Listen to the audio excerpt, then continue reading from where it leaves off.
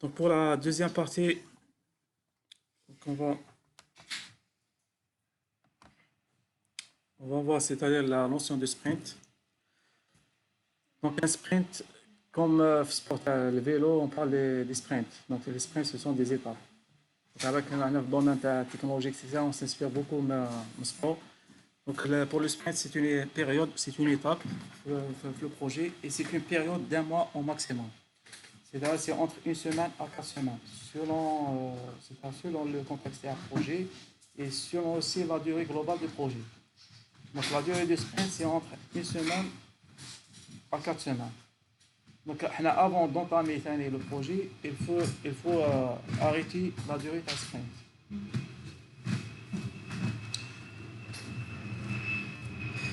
Donc, c'est au bout de laquelle l'équipe délivre un incrément de produit potentiellement livrable. Une fois la durée choisie, elle reste constante pendant toute la durée de développement. C'est-à-dire, c'est pas on définit, on arrête une durée, on va au milieu, il faut changer la durée. Donc, une fois on choisit la durée, c'est mort. Donc il faut respecter la durée de sprint. Et un nouveau sprint démarre dès la fin du précédent. On ne peut pas entamer deux ou plusieurs sprints en parallèle. Une fois le sprint actuel termine, on entame le prochain. Chaque sprint procède à un but et on lui associe une liste d'éléments du carnet de produits fonctionnalités à réaliser. C'est-à-dire qu'il faut toujours définir un objectif de sprint. Ensuite, il faut mettre les fonctionnalités qui rentrent dans le périmètre selon les priorités données par le PO. Donc là, c'est la notion de sprint. C'est une période et c'est une étape c'est une étape la réalisation d'un projet et c'est une période. Un date début, date fin. C'est une période entre une semaine à 4 semaines. Généralement, c'est-à-dire si je prends un projet où la durée est une durée par exemple à 2 ou à 3 ans, donc l'idéal c'est de partir sur une durée longue, le sprint. L'idéal c'est de partir sur une durée à 4 semaines. Mais si quand la durée elle est courte, il faut partir sur un sprint d'une durée courte. Moi j'ai un projet, la durée globale c'est 3 mois. Si je mets un sprint à 4 mois, je ne vais jamais mettre cette heure à faire la démonstration. L'idéal, c'est d'avoir plusieurs démonstrations pour avoir plusieurs feedbacks, pour essayer d'adapter le produit. Et du coup, l'idéal, c'est de partir sur une durée à une semaine. Une semaine, donc, on a pratiquement 4 fois 3, 12 présentations de clients. Mais il faut clarifier un sprint. La durée. Non, la durée du sprint, on ne change pas la durée du sprint. Après le premier projet, on se met d'accord sur la durée. Une fois que c'est arrêté, c'est bon. C'est toujours la même durée au bout de tout le projet. Non. Là, donc, c'est pas flexible. Il est recommandé. Ensuite, les équipes, là, c'est pas. Mais le SM, là, il y a le rôle de l'SM. Ah non, il faut respecter la durée du sprint.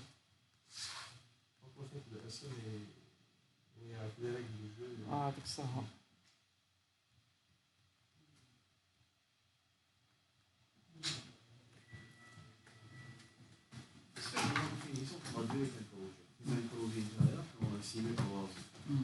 Alors qu'on voit bien que c'est adaptatif en termes d'implémentation. Et le besoin tel que plus ou moins, il n'est pas. Le scope, il est pas. Disons. C'est la durée initiale. Mais la durée avec pratiquement les méthodes agiles, on ne va pas respecter la durée. Parce que le client, déjà, il est impliqué. C'est pratiquement c'est les PO. Et à chaque fois, on fait des démonstrations. Donc, il est au courant de tous les changements, c'est-à-dire les changements faits par les équipes de réalisation. Donc, il est au courant de tous les changements. Et du coup, là-bas, il y aura un glissement PDL. Donc, avec une durée, à la base, le minimum, c'est 3 ans. Mais à la base, que ça va déborder, il y aura sûrement un glissement. Et la durée, à la base, ça va changer, parce que là, le principe. Donc, quand on accepte les modifications, automatiquement, il y aura des glissements plus durés. La durée et aussi le délai. Sinon, pour les réunions Tascam, donc il y a 4 réunions. Il y a la réunion de planification du sprint, le daily scrum, la revue de sprint et la rétrospective de sprint.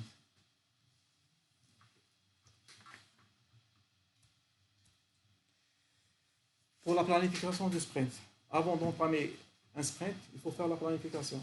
Donc, il faut définir le périmètre, les fonctionnalités à développer ou à réaliser au cours de ce sprint. Qui va animer la réunion, c'est le SM. Qui va participer, donc il y aura l'équipe, le PO et le SM. Pourquoi on a le PO fait la planification du sprint? Pourquoi le PO figure sur la liste des participants? Ouais. Donc, si lui, il doit assister à la PO pour la planification du sprint. C'est lui qui va définir les objectifs du sprint. C'est lui qui va définir les priorités. Donc, non, avant, donc, non. Le POGD, il va recenser les fonctionnalités à produire, pratiquement du début à la fin. On a c'est le backlog. Et ça, il y aura l'évolution de le backlog. Comme on avance, il y aura automatiquement de nouvelles fonctionnalités, on va l'enrichir donc avec le backlog. Ensuite, une fois on a l'ensemble de user story, le bac de départ, on a toutes les informations nécessaires pour la réalisation de la tâche. Le sprint, il faut définir le périmètre. Donc, il y a une durée bien précise. Pendant, si la durée du sprint c'est 2 semaines, pendant les 2 semaines, quels sont les objectifs à atteindre et quelles sont les tâches à réaliser. Une fois que nous avons le premier sprint, une fois classe, on va faire une planification vers le deuxième sprint, etc. Avant d'entamer chaque sprint, il y a une réunion de planification du sprint. Le PO il est indispensable, c'est à lui de définir les objectifs, ou à la vision produit, ou à le chemin pour arriver au résultat final. Donc, il est indispensable, les équipes. Aussi, l'équipe, alors les équipes, l'équipe, c'est eux qui vont estimer beaucoup plus. Parce que le PO va lire, il va lire avec la planification du sprint, pratiquement il va impacter ta planning pocket pour pouvoir estimer. Donc, qui va estimer? C'est l'équipe. Pour le SM, c'est lui qui va animer, c'est lui qui va via l'application des pratiques de Scrum. Le PO, il définit les objectifs, il définit les priorités. Je crois que les fonds.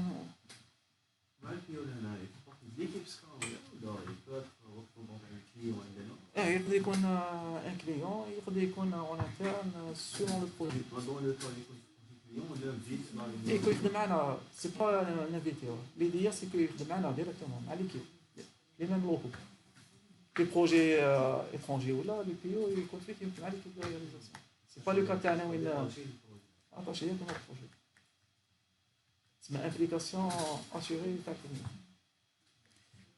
لا ديوري سي بلوس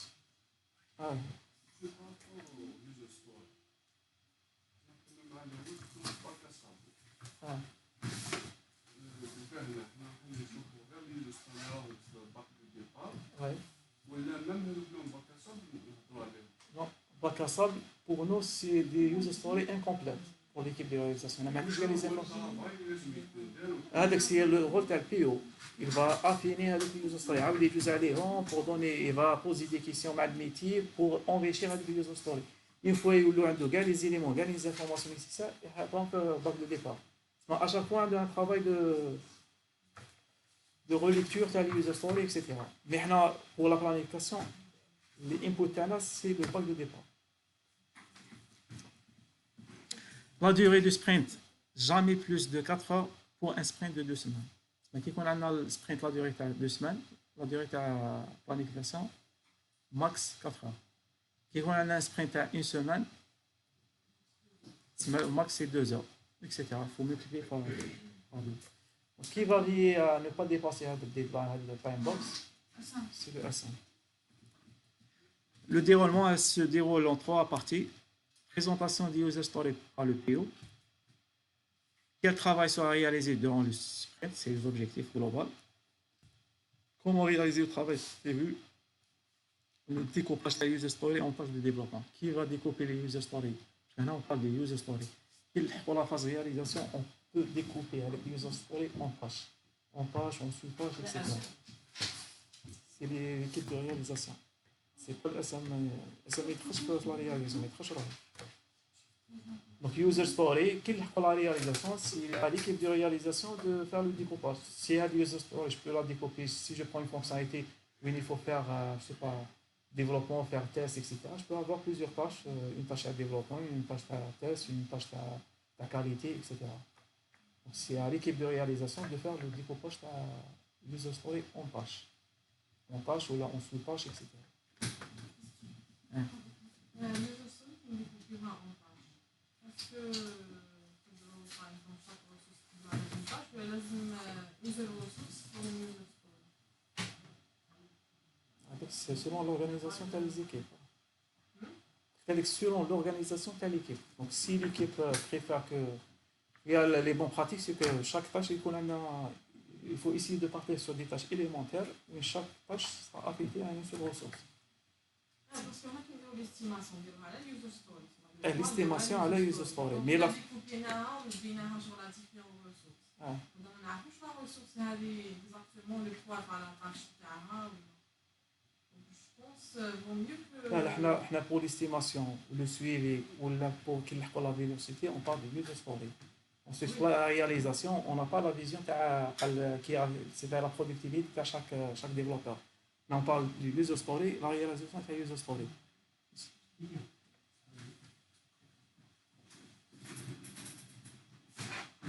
D'ailleurs, les tâches, il n'y a pas l'estimation des tâches.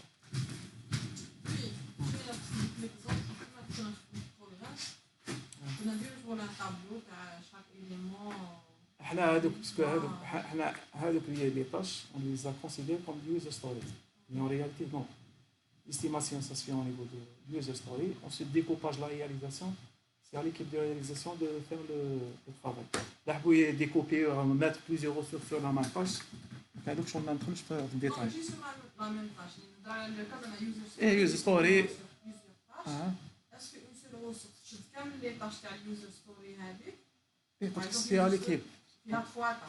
C'est flexible, mais on ne peut pas. C'est purement réalisation.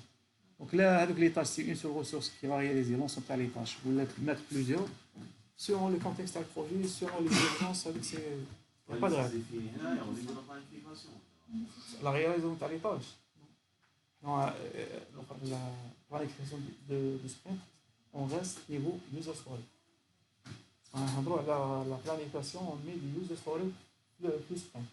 Ensuite, la réalisation, le découpage, on a dépassé la planification, on a la réalisation. Mais la planification, on parle seulement du user story.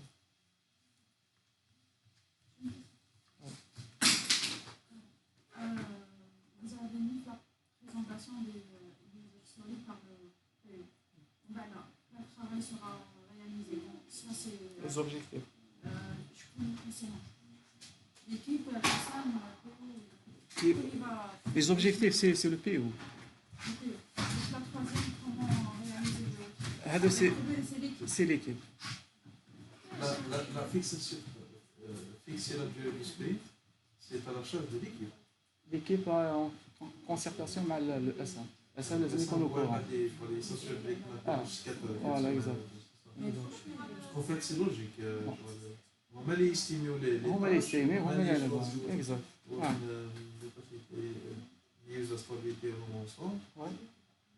بعد حسب هذاك وعاكي لو بلاد الناس لا دير تاعهم هو يبغي سي صا. ودايوغ حنا بارمي تما يقول لك لي بون براتيك ثاني سكي ريكوموندي دو ميتر دي زافيشاج في لي لوكو. Parmi les affichages, on peut afficher la durée de sprint, on peut afficher la durée, parce qu'une fois on arrête la durée de sprint, on peut déduire la durée à chaque réunion. Parce que la durée, c'est par rapport à la durée de sprint. Mais une fois on arrête la durée de sprint, l'affichage, la durée de sprint, 2 semaines, etc., je peux déduire la durée à la planification de sprint, je peux déduire la durée à la revue de sprint, daily scrum, etc. Il y aura des affichages à mettre les locaux à l'équipe de réalisation.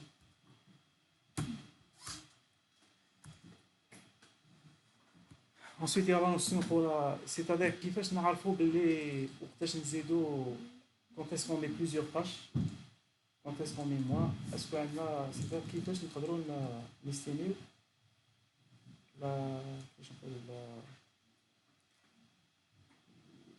le travail fourni ou pendant le sprint. زعما عندي des objectifs. Parmi les objectifs, عندي une dizaine de user stories. Est-ce qu'il y a un moyen de s'arrêter à un niveau, au niveau par exemple, niveau nombre de user stories, ما نقدرش نحبس la planification par sprint. Est-ce qu'il y a de l'information? Bien sûr, عندك Là, le PO, il va définir les objectifs, les priorités, mais pas forcément ce qu'il a mis comme fonctionnalité, je peux la réaliser في sprint. نقدر réaliser moins, نقدر réaliser plus. À quel moment je peux savoir, mais tiens, là, il faut s'arrêter. On ne peut pas, à la vérité, il est impossible d'ajouter d'autres fonctionnalités. Même si je rajoute avec les fonctionnalités, je ne peux pas les réaliser.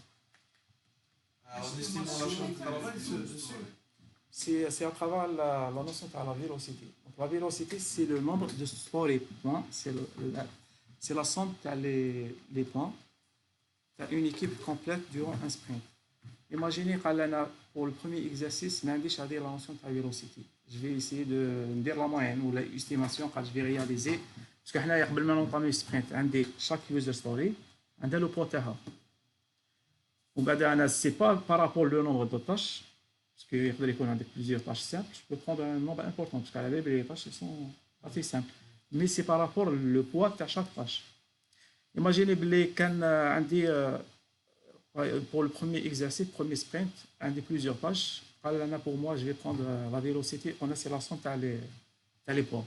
Je vais prendre 100. Selon les priorités, quand je vais planifier, le premier, le poids c'est 3, etc., on dit la somme, le 100.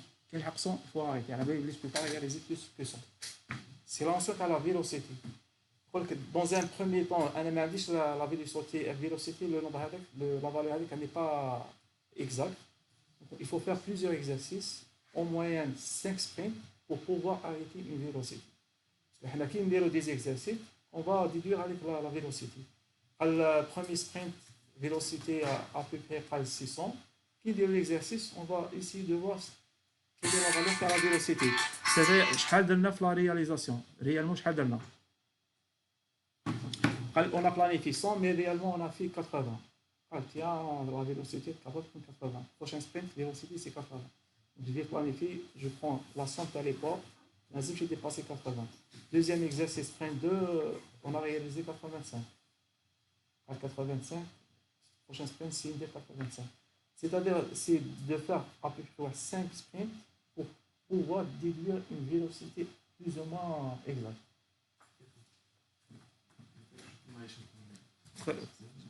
Donc, on un exemple. Pour la mesurer, il suffit d'additionner le nombre. Vous savez, c'est le nombre les points livrés au cours des derniers sprints. C'est l'estimation.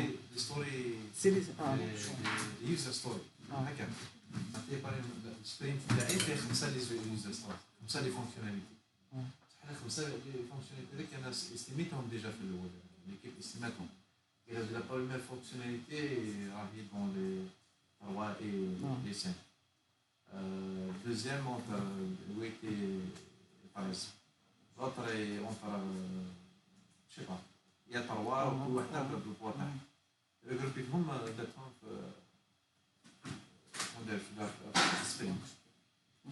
En fait, le point, le story point, c'est les points.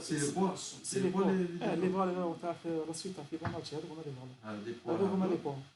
On appelle poids ou le point. Quand il y a le point ou le nombre de points de l'histoire. Mais les valeurs, c'est le poids de la tâche. La vélocité, c'est la somme des poids de l'user story. C'est la somme. Pour dire par exemple, donc on a un exercice. Un exemple.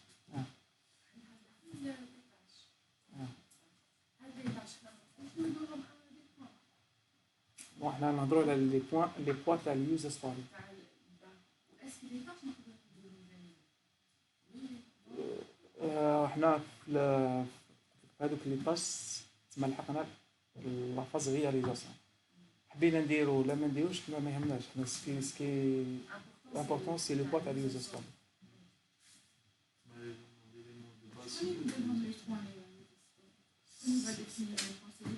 c'est le planning poker. C'est l'équipe هما يديروا l'estimation. قلنا كاين planning poker كل واحد عنده جeu de cartes. Maintenant arrêtez le pot à chaque user story. La vélocité c'est le nombre de user story points livrés au cours du dernier sprint. Et donc faire la moyenne, on va prendre la moyenne. Pour avoir une moyenne fiable, il faut calculer la vélocité sur un minimum de 5. 5 sprints. Chaque sprint a la valeur de la vélocité. On va essayer de mettre la moyenne. En fait, la vélocité, c'est une notion qui se définit pour l'ensemble du produit. C'est ça.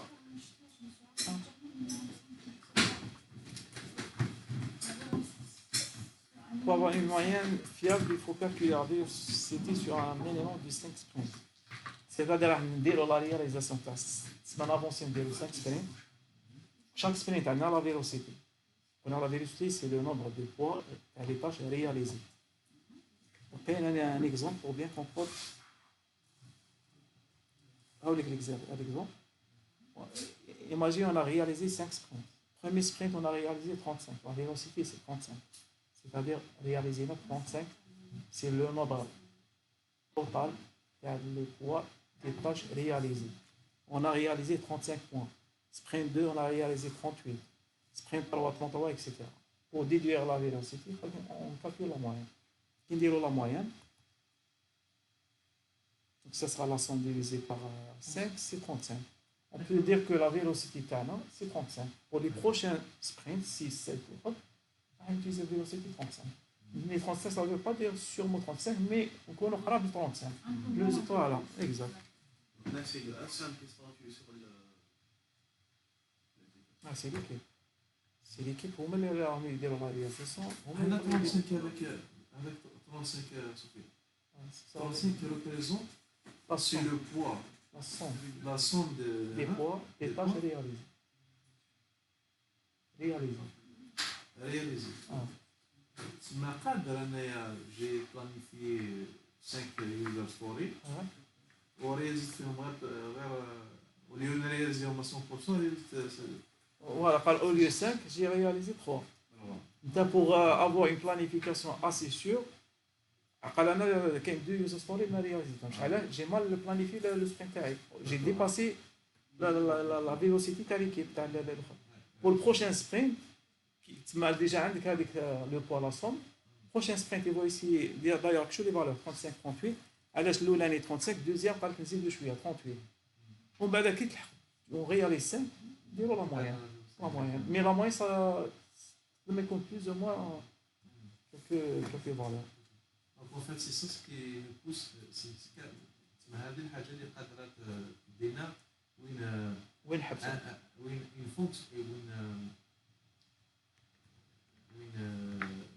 un sprint ولا un user story قادر يتقسم sur plusieurs يترياليزي sur 2-3 sprints. C'est ça? Non, c'est pas un sprint qui a sur 2. ماشي le sprint. Le user story واللي تقسمها sur plusieurs sprints. Au lieu de réaliser un seul sprint, réaliser sur plusieurs. D'ailleurs, هذه la notion تاع invest indépendante. Plutôt indépendante, il faut que user story réalise dans un seul sprint. Il faut éviter de mettre user story qui se réalise sur plusieurs sprints. Donc là, quand on a une user story à la belle et matérialisée sur un sprint, donc il y a un problème. Donc c'est pas une user story indépendante, il faut essayer de la découper. Donc en fait, ça va nous pousser, au lieu de réaliser 2-3 user story في un sprint, au lieu de réaliser تعرف شحال من user story تما تقدر تعرف سي با لو نومبر دو يوزر ستوري تقدر تعرف لو بوا فوالا لا سوم تاع لي بوا رياليزي سي با لو نومبر مي سي لو بوا كابابل دو تاج البوا تاعها سي با 21 une autre user story البوا تاعها 2 3 etc. Je peux réaliser plusieurs user stories le poids تاعهم صغير et je peux réaliser une user ou la deux user stories qu'on a le poids. C'est quand on parle de poids et pas de nombre de tâches. Donc allez, c'est pour déduire la vélocité par le sprint. نقولوا قراب جي plus ou moins قراب la vélocité. Il faut pas oublier ثاني بلي عندنا la notion de capacité ثاني تاع l'équipe. Que des fois il y a des périodes où on a la disponibilité تاع l'équipe. il y a des périodes à les congés, etc. Donc, c'est des facteurs à prendre en considération. C'est pas une vélocité, on a une valeur arrêtée, ça ne veut pas dire on va la respecter. Des fois, avec des périodes où tu as la planification, tu as les éléments pour les congés. Donc, il faut adapter la vélocité. Là, ça va faire faciliter avec eux. Ah, c'est mon interne. C'est mal PO, parce que le PO, déjà, il connaît la vélocité. À la belle oubliée, il y a des user stories, malgré qu'elles sont prioritaires, on ne peut pas les réaliser. Moi, j'ai une dizaine de user stories prioritaires. À certains moments, quand on a la vélocité, c'est la valeur, je ne peux pas ajouter d'autres. Il faut qu'il soit au courant.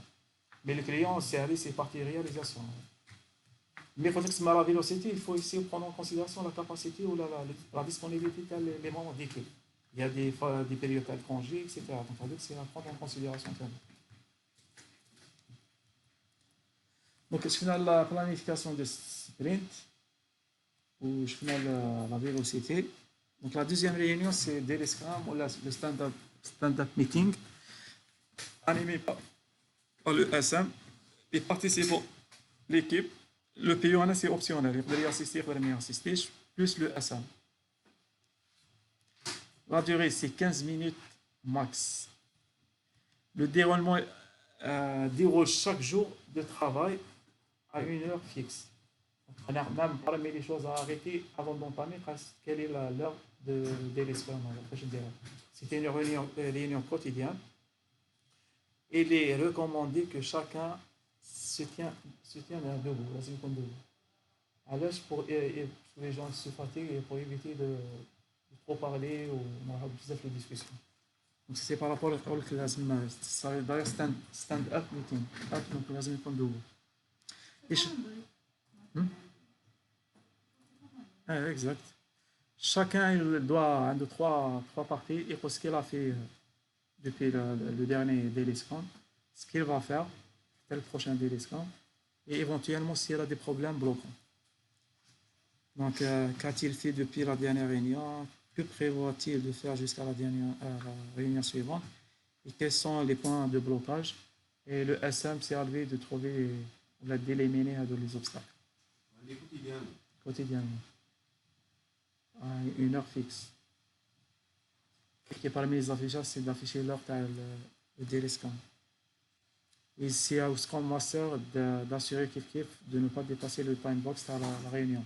S'il y a des discussions techniques, etc., il faut que le Scrum Master intervienne pour arrêter avec l'intervenant là avec le membre pour essayer d'être vraiment très rapide dans la discussion. Et les deux règles, c'est un métier qui est deux règles. Donc, sûrement, on va dépasser 5 secondes. Donc, c'est ça. C'est-à-dire, c'est une réunion au mode d'information. C'est pas pour contrôler ou là. C'est d'informer, chacun informe l'équipe, qu'est-ce qu'il a fait, qu'est-ce qu'il va faire. C'est genre de s'informer ou de donner l'information du travail à réaliser. Donc, je fais la planification du sprint. Avant d'entamer le sprint, Daily Scrum ou la Stand-up Meeting, c'est quotidiennement. Ensuite, la revue du sprint. C'est ma fille, à la fin du sprint, une revue, c'est genre une démonstration où les participants, l'équipe, PO, Scrum Master, et éventuellement les parties prenantes. Ma côté client, selon les objectifs du sprint, je peux avoir des référents métiers, côté client, des parties prenantes.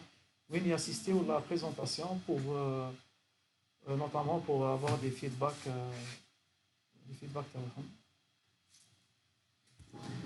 Donc les parties prenantes en fonction du besoin conviés par le PO. La durée 1 heure par semaine de sprint.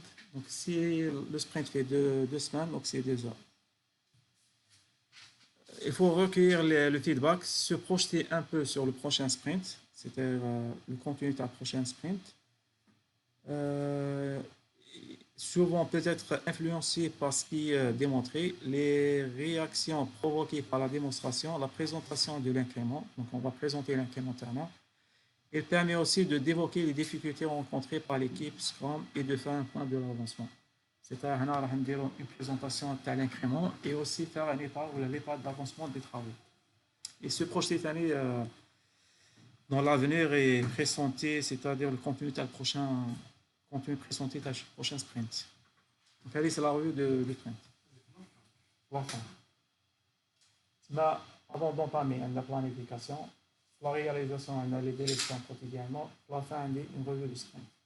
La fin, on peut faire deux réunions. La revue de sprint et la rétrospective de sprint. La rétro, c'est inspection, adaptation de process et de l'environnement. C'est-à-dire une réunion en interne pour discuter des ratés, c'est-à-dire par rapport au feedback client, qu'est-ce qu'on a raté, est-ce qu'il y a des axes d'amélioration.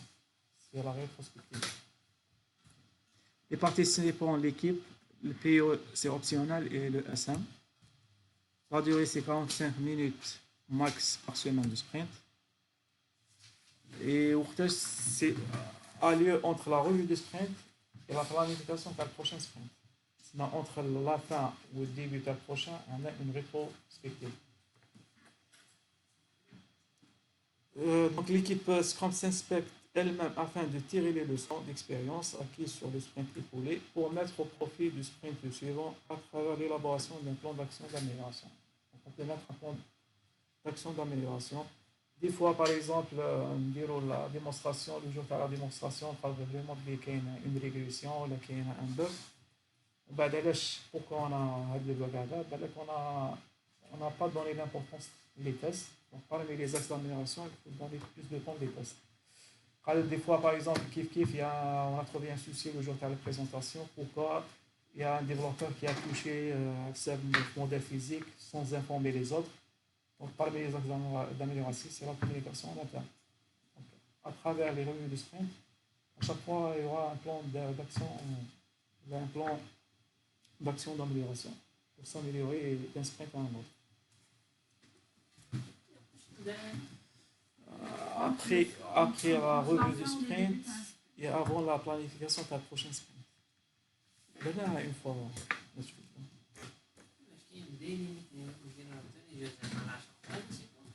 C'est la revue de sprint. C'est la rétrospective de sprint. Après la revue et avant la planification de la prochaine sprint.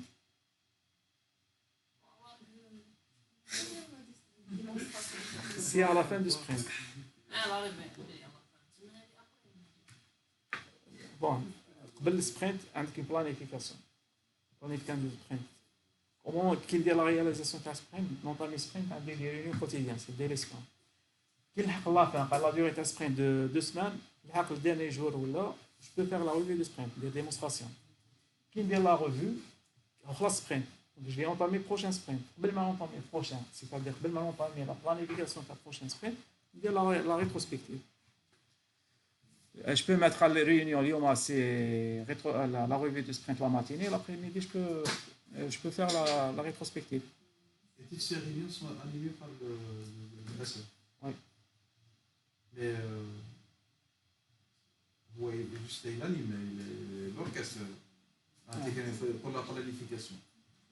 Le SM, qu'on applique l'essentiel, les bons pratiques à la Scrum et appliquer au code. Donc en fait, la planification par exemple, c'est l'équipe qui est pour les problèmes avec les fonctionnalités. Fonctionnalités à le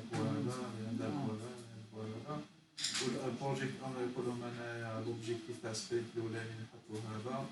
alors l'objectif il décider quels sont les nombres de fonctionnalités qui doivent s'expliquer avec.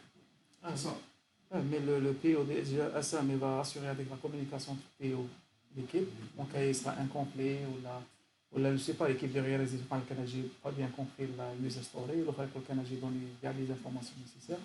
C'est à lui d'assurer avec la bonne communication entre les deux parties. Et aussi, par exemple, pour assurer le planning forecast, qui contient planning forecast, etc., qui contient des extrémités. Donc, voilà, il va convoquer les deux pour essayer de comprendre à l'échelle ils ont donné avec l'estimation. Et il va veiller à la bonne application, le déroulement de la réunion.